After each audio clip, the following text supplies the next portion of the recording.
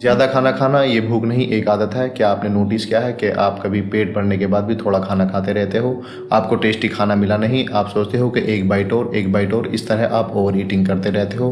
तो दोस्तों, ये ओवर ईटिंग का एक जाल है जिसमें आप फंस चुके हो। ये आपका पेट नहीं खाता, आपका दिमाग खाता है, और ये किस तरह आपको नुकसान पहुँचा रहा है, चलिए जानने की कोशिश करते हैं। ओवर ईटिंग का सबसे बड़ा रीज़न ब्रेन केमिस्ट्री होता है, यानी जब हम खाना खाते रहते हैं और हमें कोई टेस्टी खाना मिलता है तो हमारा डोपामिन रिलीज़ होने लगता है, जिससे हमें मज़ा आने लगता है और हम ओवर ईटिंग करना स्टार्ट कर देते हैं। इसके अलावा जब हम ज़्यादा खाना खा रहे होते हैं यानी ओवर ईटिंग, तो हमारे जो हंगर हार्मोन होते हैं यानी जो हमारी भूख के लिए रेस्पॉन्सिबल होते हैं, ग्रेलिन और लेप्टिन, ये कन्फ्यूज हो जाते हैं, जिससे हमें स्टोमक तो फुल फील होता है लेकिन हमारा ब्रेन खाली खाली महसूस करता है, जिससे हम ओवर ईटिंग का शिकार होते हैं। ज़्यादा खाना खाने की वजह से इंसुलिन रेजिस्टेंस और फैट स्टोरेज होता है। हमारा खाना ग्लूकोज में कन्वर्ट होता है और इस ग्लूकोज को सेल में भेजने का काम इंसुलिन करता है, लेकिन ओवर ईटिंग की वजह से सेल फिल हो जाती हैं और बचा हुआ ग्लूकोज फैट स्टोरेज में कन्वर्ट हो जाता है।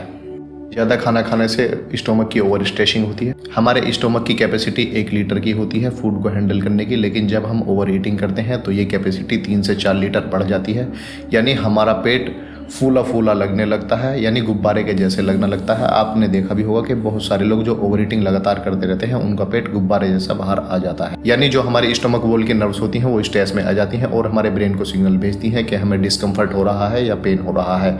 इसके अलावा जब हम ज़्यादा खाना खाते हैं तो ज़्यादा एसिड बनने लगता है और वो एसिड GERD में बदल जाता है, यानी एसिड ऊपर की तरफ आने लगता है। इसके अलावा जब हम खाना खाते हैं तो उसमें कुछ एंजाइम्स काम करते हैं उसको पचाने के लिए, लेकिन एंजाइम्स लिमिटेड होते हैं, तो वो अपनी कैपेसिटी के हिसाब से कुछ खाना पचा देते हैं और जो कुछ खाना बचता है वो हमारी इंटेस्टाइन तक पहुंच जाता है और उससे हमें गैस, ब्लोटिंग, हैवीनेस, क्रैम्प्स महसूस होता है, क्योंकि जो बचे हुए पार्टिकल्स होते हैं यानी अनडाइजेस्टेड पार्टिकल वो हमारी इंटेस्टाइन में फर्मेंट होने का काम करते हैं। ब्लड फ्लो डिस्टर्ब हो जाएगा। खाना पचाने के लिए हमारी बॉडी स्टोमक को थोड़ा ब्लड भेजती है और इसकी वजह से हमारे ब्रेन और मसल्स में थोड़ा ऑक्सीजन कम हो जाता है, जिससे हमें नींद आने लगती है और हमारी एनर्जी डाउन होने लगती है। ओवर ईटिंग करने से मोटापा आ सकता है, आपका फैटी लीवर हो सकता है, आपका डाइजेशन इम्प्रॉपर हो सकता है, ये लगातार भी रह सकता है। इसके अलावा आपको एसिडिटी लगातार रह सकती है और आपका मूड स्विंग हो सकता है, आपकी बॉडी की एनर्जी डाउन हो सकती है और आप स्ट्रेस में भी जा सकते हो और आपका फोकस घट सकता है आपके काम से, क्योंकि आपका जो फोकस है वो आपके मोटापे की तरफ जाएगा कि मैं लगातार मोटा हो रहा हूँ, ये कंट्रोल नहीं हो रहा। इंसुलिन रेजिस्टेंस भी हो सकता है और आपको हार्ट डिसीज़ के रिस्क भी बढ़ सकते हैं।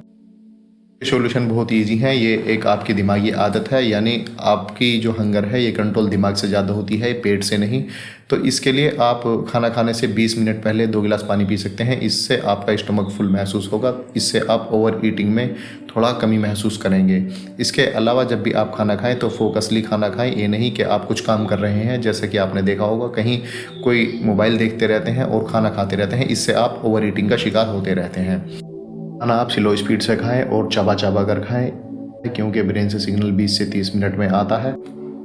और सबसे इम्पोर्टेंट बात, आप अपने इमोशंस को फूड से मत भरो, आप अपने इमोशंस को कंट्रोल करो, यानी ये एक आदत है, ये एक आपका इमोशन है, आपको टेस्टी फूड मिलता रहता है और आप ओवर ईटिंग करते रहते हैं। इसके अलावा आप स्ट्रेस को भी कंट्रोल करें, अगर स्ट्रेस रहता है तो ओवर ईटिंग होती रहती है।